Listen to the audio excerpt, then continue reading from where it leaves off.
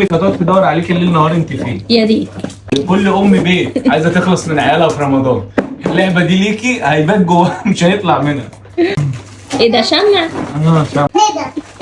دي الخيمه اللي انت هتباتي جواها. الله، انت بتعمل ايه؟ بتعمل لها خيمه؟ خيمه رمضان. انت جوه انا حطيتك الكوره. بص لي بقى من الشباك. اديني ربع كيلو جبنه والنبي لو سمحت. خد الجبنة. دي الجبنه ممكن بقى ترميهم في البيت ده وتخش انت تخلصي الفطار قبل ما جوزك يجي قبل المغرب عشان ما تدبحيش. كلام ليك يا جاره. السلام عليكم. بقول لك قول عندك ايه؟ عندي جبنة. عندي جبنة كمان. طب عندكم شامبو؟ لا. عندنا دباديب. افتح اللعبه الثالثه. يلا. التالتة. رأيك بقى يا حور.